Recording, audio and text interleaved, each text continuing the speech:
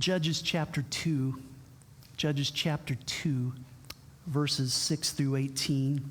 I'll be reading out of the New American Standard, and we'll have this up here on the screen for you as well. After Joshua had dismissed the Israelites, they went to take possession of the land, each to their own inheritance. The people served the Lord throughout the lifetime of Joshua and of the elders who outlived him and who had seen all the great things the Lord had done for Israel. Joshua, son of Nun, the servant of the Lord, died at the age of 110. And they buried him in the land of his inheritance at Timnath-Heres in the hill country of Ephraim, north of Mount Gaash. After that whole generation had been gathered to their ancestors, another generation grew up who knew neither the Lord nor what he had done for Israel. Then the Israelites did evil in the eyes of the Lord and served the Baals. They forsook the Lord, the God of their ancestors, who had brought them out of Egypt. They followed and worshipped various gods of the peoples around them.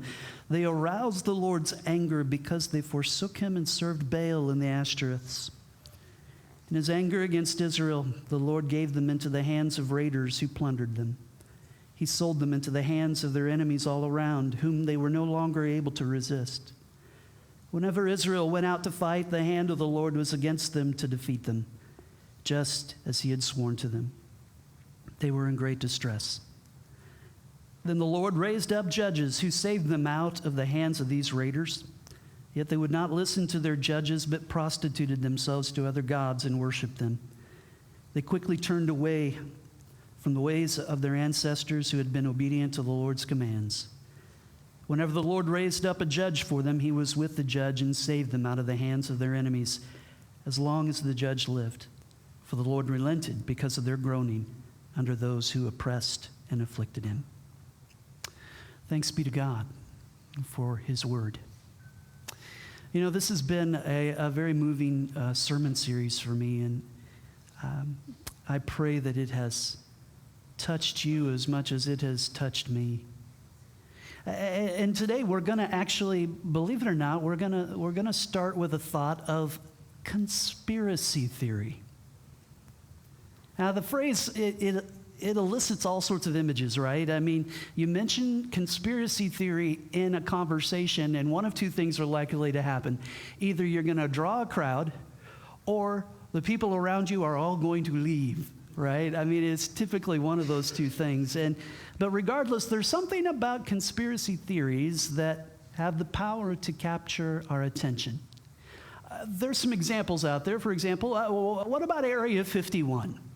You know, does the government really have aliens and spaceships out there? And, you know, I think Agent Mulder and Scully had something to say about that on the X-Files. But was there really a political plot against JFK? I mean, was it Fidel Castro that ordered the hit, or was it a mob boss, or was it the CIA? You know, Oliver Stone says he has the answer. Did we really land on the moon? Or was it a clever invention of NASA during the space race? I mean, if you're in doubt on this one, I encourage you to watch Mythbusters. They did a whole episode on this, and it's no longer in doubt. The ultimate one, though, Elvis. Is he still alive? Because according to ElvisSightingBulletinBoard.com, there are thousands of recorded sightings of the king every year. By the way, which makes me think, do you know what Elvis would say if he were alive today? Thank you very much. Hey, man, let me out of here. This ain't funny. Oh, come on. That was kind of funny. It's let me out. Oh, never mind. I mean, boo, right? Yeah. Well, yeah, the basic premise behind any conspiracy is that the general public's been led to believe a lie, and the conspiracy theorist holds the truth. And absolutely, you know, those who perpetuate the lie have this vested interest in protecting the status quo, and they try to eliminate anybody else out there who would try to proclaim the truth. And as silly as this all sounds, would it astonish you if I told you there's actually a conspiracy you can find in the pages of Scripture? Now, I'm not talking about all that silly stuff that you can find out in the bookstore, like Dan Brown's books, the Da Vinci Code, and all that mess. That's mess. I'm not talking about what you may read about in like Time or Newsweek magazine when they talk about all the Gnostic gospels out there that claim to have secret knowledge withheld from the Bible. Guys, let me just tell you, the Gnostic gospels are neither gospels nor are they worth your time. Okay? But what I am talking about is a sinister conspiracy, one that has the potential to enslave individuals and destroy generational faithfulness to God and to discredit the church's influence in the world. It can actually be discovered in the text that we've read today. We can find it in the history of God's family communicated to us. And I want us to look again at verses 11 through 13 of Judges chapter 2. Should be up here on the screen for you. Then the Israelites did evil in the eyes of the Lord and served the Baals. They forsook the Lord, the God of their ancestors, who'd brought them out of Egypt. They followed and worshiped various gods of the peoples around them. They aroused the Lord's anger because they forsook him and served Baal and the Ashtoreths. So how could it come to that? How could it come to that? I mean, what would have happened that would have caused the kids and the grandkids of those who had experienced the parting of the Red Sea, who saw the walls of Jericho fall, what would cause them to abandon the God of their fathers? Verse 10 actually gives us a powerful insight into the spiritual status of the people of that day. And an insight that is very powerful. It says, after that whole generation had been gathered to their ancestors, another generation grew up who knew neither the Lord nor what he'd done for Israel. So whether by neglect of the elders to teach their children, or whether by the stubbornness of the children to listen to their elders, the generation of Judges chapter 2 has neither a first-hand experiential knowledge of God nor a connection of what God has done for the nation in the past. And so the results either way were disastrous. The children of God are now walking headlong into destruction. And so actually what we find here is a conspiracy that is at play in the lives of the children of Israel. The fruit of its deception is found actually in the midst of their day-to-day living. I want to share with you a fictitious story that has its truth rooted in the practices of the people of that day, okay? So the name I'm going to mention to you is probably just a common name, but I want you to understand the story it describes was very real. Jubal is a peasant farmer living in the highlands of Israel. His parents and his children, they live under the same roof as he and his wife. It's a crowded home, to be sure, but that was the way of life back then.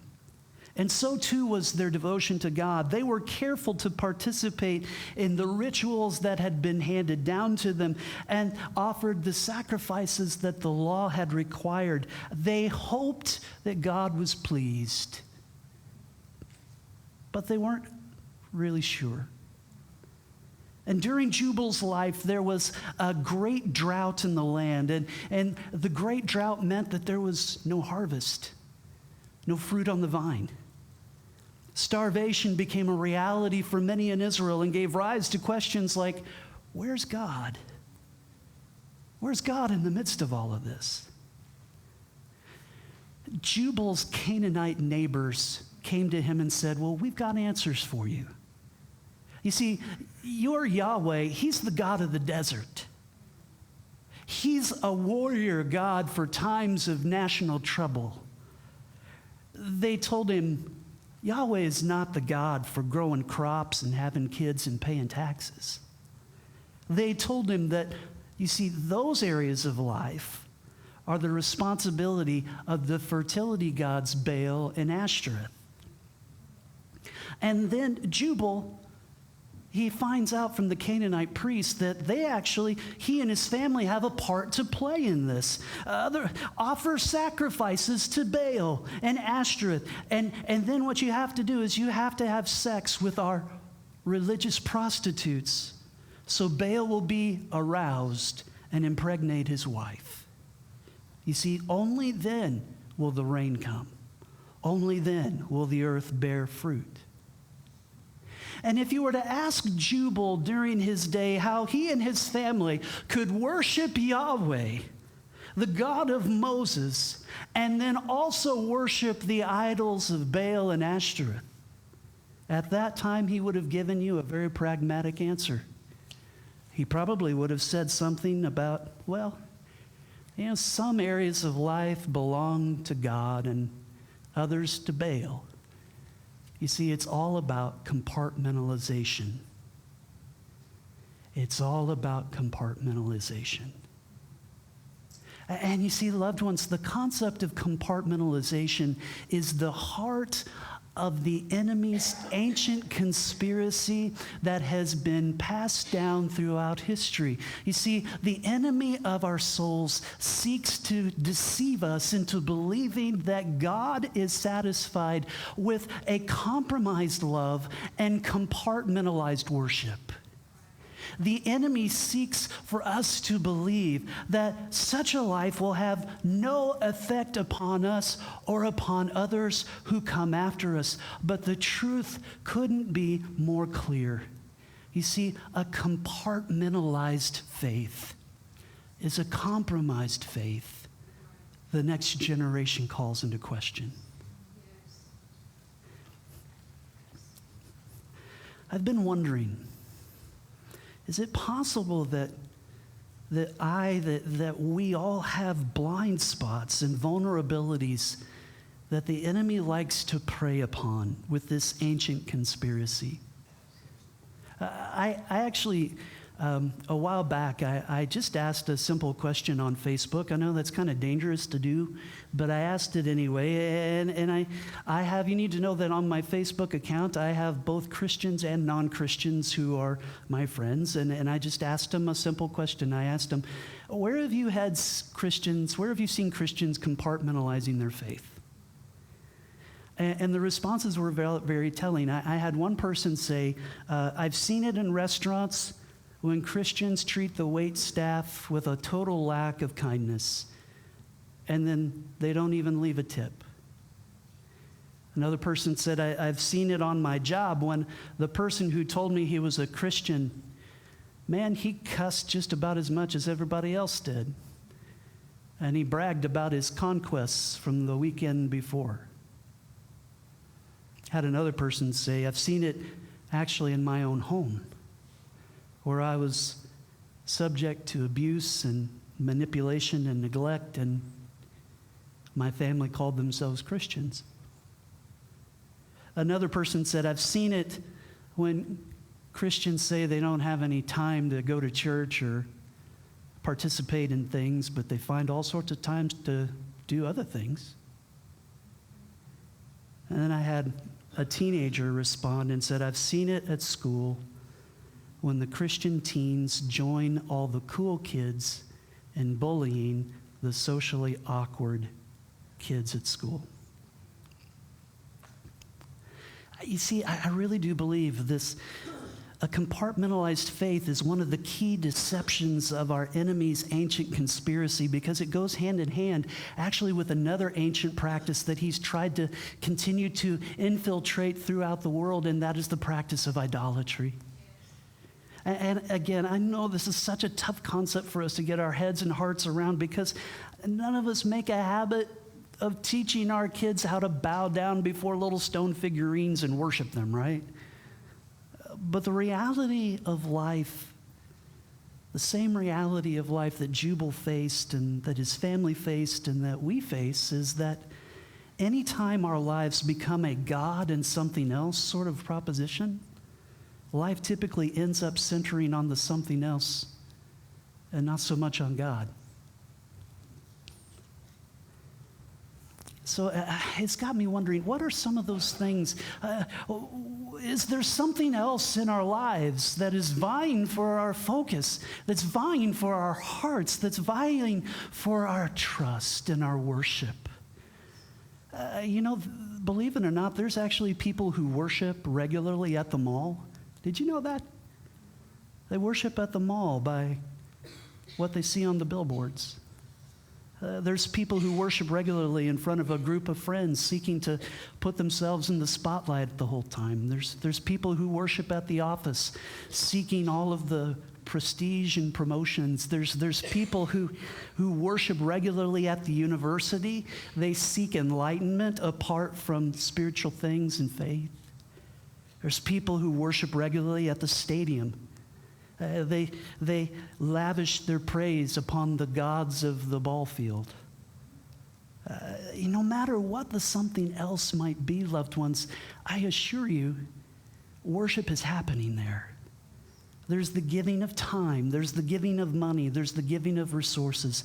There's the offering of love and attention and affection. There's the shaping and the molding of a person's values and their expectations and their worldview. And so here's where the integration and application of our faith comes into play, because you see, people are watching us. And they're gauging to see whether or not our words and our actions are lining up together. And it's the ones closest to us, like our families, that have the clearest perspective. And because that's true, it's a challenge for me to remember that a compartmentalized faith is a compromised faith the next generation calls into question. Now, that's the bad news, but we don't stop with the bad news, okay? We never stop with the bad news, because there's good news for all of us who have ever struggled to keep God first in our lives and to pass on a living picture of full devotion to God and a fully integrated life of worship. I want you to look again at Judges 2:18. Judges 2:18. Whenever the Lord raised up a judge for them, he was with the judge and saved them out of the hands of their enemies as long as the judge lived. For the Lord relented because of their groaning under those who oppressed and afflicted them. I don't know about you, but I see a tapestry of grace in this verse. Here we find that though the children of Israel had abandoned God, God did not abandon the children of Israel. Though the children of Israel had compartmentalized their love for God, God did not compartmentalize his love for them. And the idols the children of Israel worshiped, though they had been brought into bondage and destruction, the God that we serve, loved ones, he brought the children of Israel out. He delivered them, and he gave them cries of liberation. And though the children of Israel would continue to prove faithless and faltering and forgetful of all that God had commanded, God would be faithful. He would not falter in his commitment to them. He would never forget the covenant he'd made to them. In the midst of their mess, God chose to show them compassion, because that's who he is. God responded. Let's think about this testimony. Let's think about what else God would do. There was also another time in history when people were crying out for liberation and deliverance, and God responded, and he sent his one and only Son, Jesus Christ, the ultimate divine deliverer. So if you're here today and you feel this unbearable weight of the wrongs you've committed, I want to encourage you. There is forgiveness in Jesus Christ. There is deliverance available to you in the cross and the empty tomb of Jesus. If you feel this weight of a compartmentalized faith, if you feel the weight of living in bondage of idolatry, there is deliverance for you today. There is a power that can break every chain. And it's found in our full surrender to the lordship of Jesus Christ and the sanctifying presence of the Holy Spirit. You see, the ancient conspiracy of a compartmentalized faith, it doesn't have to hold us captive. Our family legacies need not be one where the next generation grows up not knowing the Lord. Our families need not be the slaves of our culture's deceptions, because in Christ there is love and truth that can set us free. You know, according to the dictionary, a legacy is something that is handed down from an ancestor, a predecessor, or just from the past. And I recently read a story of a family that took their legacy very, very seriously. And the family was getting ready to celebrate one of the kids' 16th birthdays. 16th birthday, that's a big birthday. And he could tell that something big was getting ready to happen because there was a shiny new padlock on the garage door. And the day finally came, and he woke up, and of all people, his uncle was in his room. And he said, "Time to get up. You need to come down. Come with me." And so he did. And he went outside to the garage where his mom and his dad and his grandparents and other cousins, they were all in a semicircle right in front of that garage door. And then the boy's father took out the key and he unlocked that lock and he opened the door, and standing in front of that young man was a 1 foot thick section of a redwood tree, about 5 feet in diameter.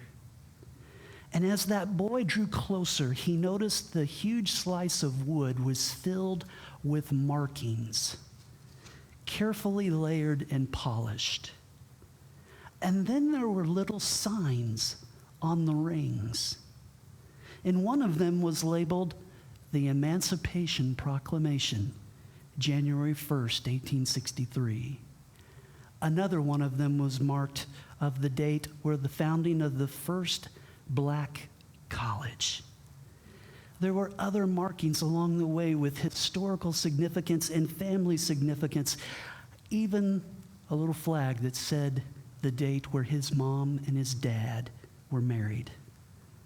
And the more that young man studied the rings on that piece of redwood, the more that he realized he was reading his story, the story of his race. That young man you might have heard of, his name, Alex Haley. He would grow up and he would write the book Roots, which would go on to become the most watched miniseries in television history. And so the question that I have for us today is simply this. What type of generation are we passing on to the next generation? Is it a legacy of compartmentalized faith? Is it a legacy of compromised faith? Is it one that calls our faith into question? Can you imagine with me what life would look like if we lived out our lives of our faith that were fully integrated? God integrated into all our decisions, all the details of our lives. No more compartments where God is not allowed. No more places where we are not allowing the grace of God and the deliverance of God. Can you imagine with me what our generational legacy might be if we lived fully integrated lives of faith in front of others? No more generational curses. No more questions as a result of our walk not matching our talk.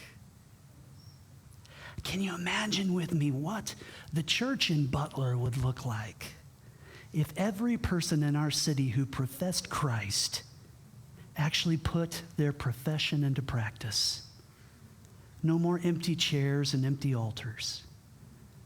No more pleas for help. No more special fundraisers.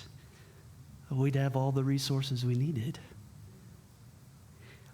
One of the things that I've learned in my life, and I imagine you probably have too, is that sanctification, and that word, I'm using it to mean the Lord's purifying and empowering work in us.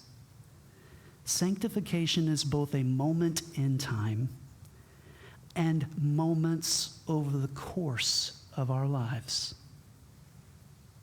So really, there is no limit to your need and my need for the grace and the work of God in our lives. And I've also learned in my life, maybe you have too, that even entirely sanctified Christians can sometimes take their eye off the ball. Sometimes even living sacrifices can crawl off the altar.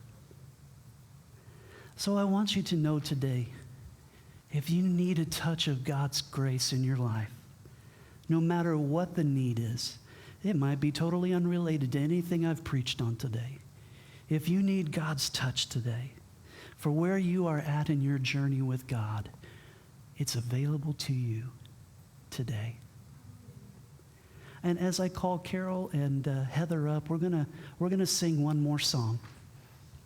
And as we sing, if you feel led to come and to pray, please do so. I'll come and pray with you. I want you to know the Lord is here. He's with us. He's for us. There's grace available for you today.